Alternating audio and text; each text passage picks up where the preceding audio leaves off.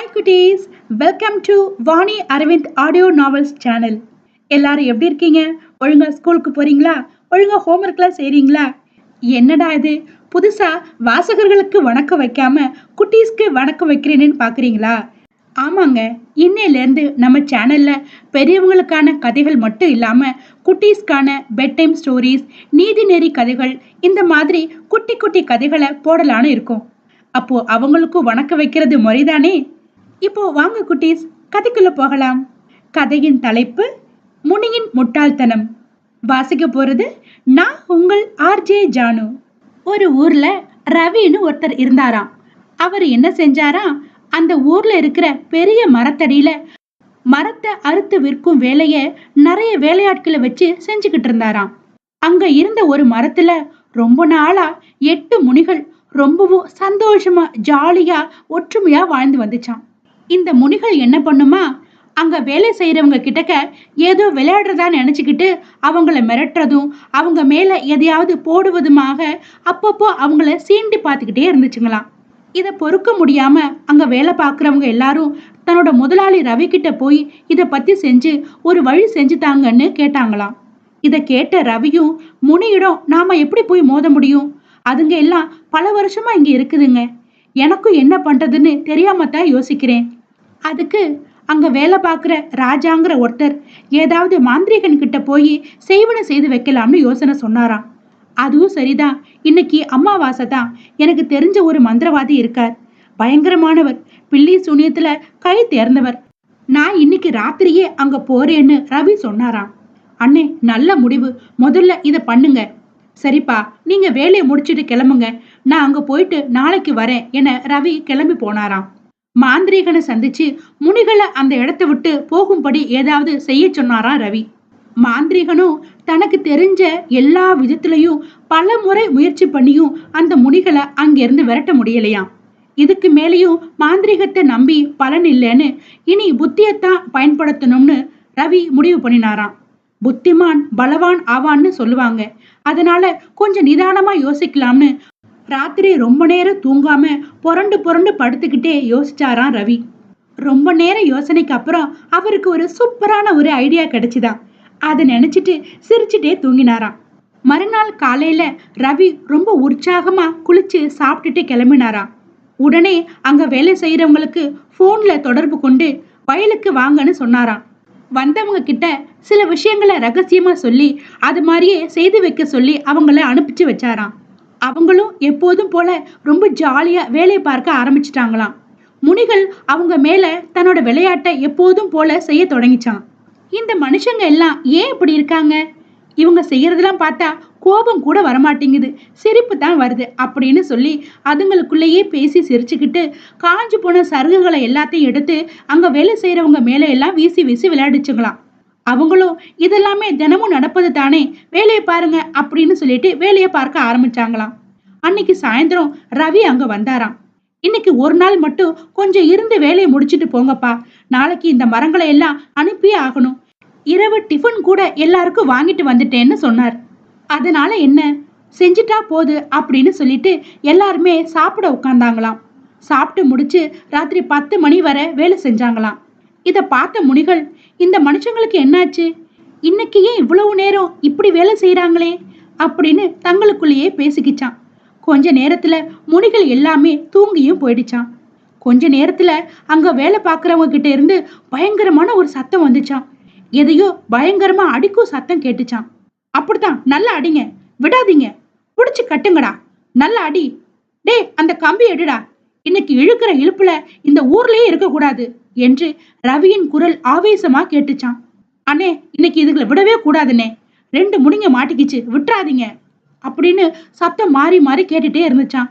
கூட இருந்தவன், அடே அப்ப மீதி இருக்க முனிகளையும் பிடிச்சிடலாம் இப்பவே, வாங்கடா அப்படின்னு குரல் கொடுத்தானா. இதை கேட்ட மற்ற முனிகள், அடே நம்ம கூட்டத்துல எவனோ 2 பேர் சிக்கிட்டான்டா, நம்மளையும் பிடிக்க வராங்க, சீக்கிரமா ஓடுங்க ஓடுங்க அப்படின்னு ஒரு முனி சொல்ல மற்ற முனிகள் எல்லாமே யோசிக்கவே இல்லாம விழுந்து அடிச்சுட்டு ஓட தொடங்கிடுச்சான். ரொம்ப தூரமா ஓடி போன முனிங்க ஒரு இடத்துல கொஞ்ச நேரம் இளைப்பாற நின்னுச்சான். மற்ற முனிகளும் மூச்சு வாங்க அங்க வந்து நின்னுச்சுங்களாம். நம்ம கூட இருந்த யார் 2 பேரும் மாட்டினாங்க, அது யாருன்னு பார்க்கலையே அப்படின்னு யோசிச்சுங்களாம். அப்போதான் முதல்ல நின்ன முனி எல்லாரையும் பார்த்துச்சான். உடனே அதுக்கு திடுக்குன்னு தூக்கி போட்டுருச்சான். கண்ணை முழிச்சு முழிச்சு மத்த எல்லா முனிகளையும் பார்த்துச்சான். அதோட கண்கள்லாம் கோபத்துல செவந்து போயிடுச்சான். இத பார்த்த மற்ற முனிகள் எல்லாம், ஏன் என்னாச்சு, எதுக்கு இவ்வளவு கோபம், கண்ணுல அனல் வீசுதே அப்படின்னு கேட்டுச்சான்.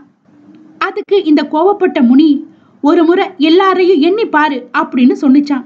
அந்த முனியும் எண்ணி பார்த்துச்சான். அதுக்கும் பயங்கரமா கோபம் வந்துருச்சான். அட என்னப்பா ஆளுக்கு கோவப்படுறீங்க, என்ன விஷயம்னு சொல்லிட்டு கோவப்படுங்க, அப்பதானே எங்களுக்கும் தெரியும் அப்படின்னு ஒரு முனி கேட்டுச்சான்.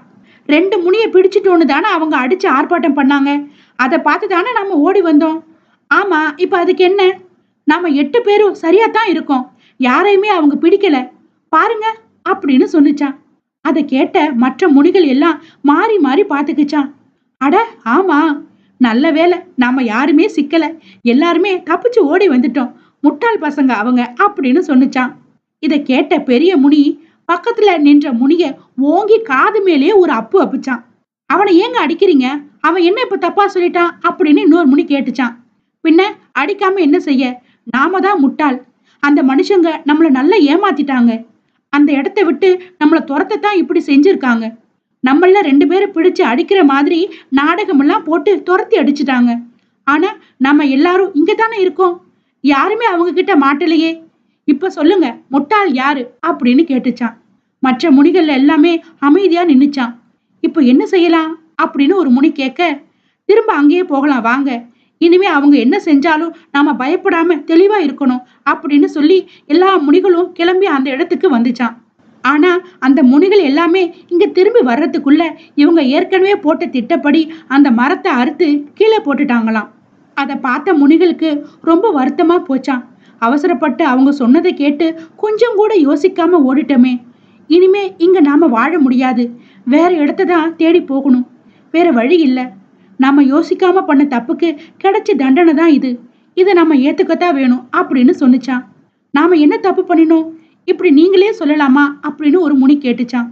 அந்த மனுஷங்க அவங்க வேலையை அமைதியா செஞ்சுக்கிட்டு இருந்தாங்க, நாம தான் அவங்கள சீண்டி சீண்டி விளையாடினோம், சும்மா இருந்தவங்களை சீண்டினா இதான் தண்டனை, நாம மட்டும் அமைதியா இருந்திருந்தா அவங்க ஏன் நம்மள துரத்த போறாங்க, தவறு செஞ்சவங்க கடவுளே ஆனாலுமே தண்டனை நிச்சயம்தான், வாங்க வேற இடம் தேடலாம் அப்படின்னு கிளம்பிச்சான்.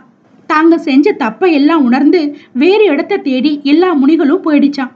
ரவியும் மற்றவங்களும் நிம்மதியா அவங்கவுங்க வேலையை செய்ய ஆரம்பிச்சாங்களாம். ரவியோட புத்திசாலித்தனத்தை எல்லாருமே பாராட்டினாங்க. மந்திர தந்திரங்கள் கூட செய்ய முடியாத வேலையை ரவியோட புத்திசாலித்தனம் செஞ்சது. அவங்க இனிமே மகிழ்ச்சியா தங்கள் பணியை செய்வாங்க. என்ன குட்டீஸ், கதையை கேட்டீங்களா? கதையோட நீதியை தெரிஞ்சுக்கலாம். 1, அமைதியா இருக்கும் யாரையுமே நம்ம விளையாட்டாக எண்ணி அவங்கள தொந்தரவு செய்யக்கூடாது. 2, அடுத்தவங்களை எதுக்காகவும் துன்பப்படுத்த கூடாது, மீறி செஞ்சா அதுக்கான பின் விளைவுகளை நாம சந்திக்க தயாரா இருக்கணும்.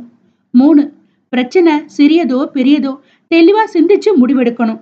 4, அவசரத்துல எடுக்கும் முடிவு தவறாத்தான் இருக்கும் அப்படிங்கிறத புரிஞ்சுக்கணும். 5, எந்த ஒரு சம்பவமா இருந்தாலும் பார்த்தோ கேட்டோ முடிவுக்கு வராம தீர விசாரிச்சு உண்மை எதுன்னு ஆராய்ஞ்சு அதுக்கப்புறம் தான் முடிவு எடுக்கணும். இந்த முனிகள் 2 பேரை பிடிச்சிட்டாங்கன்னு சொன்னதை காதுல கேட்டுட்டு அந்த இடத்தை விட்டு ஓடியது தவறு. அது போல ஓடாம நிதானமா அங்க நடப்பது உண்மைதானான்னு தெளிஞ்ச பிறகு முடிவெடுத்திருக்கணும். 6, ஒரு பிரச்சனைக்கு பில்லி சூனியத்துல நிரந்தரமான முடிவெல்லாம் கிடையாது, நாம நிதானமா சிந்திச்சு முடிவெடுத்தா தெளிவா எடுக்கலாம். 7, மனுஷங்க வாழ்க்கையில சிந்திச்சு முடிவெடுக்கும் திறன் மிகவுமே முக்கியமானது. இதே போல நீங்களும் உங்க வாழ்க்கையில எந்த முடிவுகளா இருந்தாலுமே தெளிவா யோசிச்சு அதுக்கப்புறம் முடிவெடுங்க, அதுதான் சிறந்த தீர்வாக இருக்கும். இந்த கதை எங்க பாட்டி அடிக்கடி சொல்லுவாங்கன்னு எங்க அப்பா சொல்லுவாங்க. இன்னைக்கு நினைவுக்கு வந்ததால இதை இங்க பதிவிடுறேன் தங்கங்களே. தாத்தா பாட்டி இருக்கும் வரை கதைகளுக்கு பஞ்சமே இல்லை. அவங்க நமக்கு கடவுள் கொடுத்த வரம். படிக்க சிந்திக்க அந்த காலத்துல முன்னோர்கள் நமக்கு சொல்லி கொடுத்த கதைகள் முதல் விளையாட்டு வரை எல்லாமே வாழ்க்கை பாடம்தான் குட்டீஸ். ஓகே குட்டீஸ், எல்லாரும் கதையை கேட்டிருப்பீங்கன்னு நினைக்கிறேன். இது போல இன்னொரு அழகான கதையில உங்களை எல்லாரும் மீட் பண்றேன். ஓகேவா? பாய், டேக் கேர்.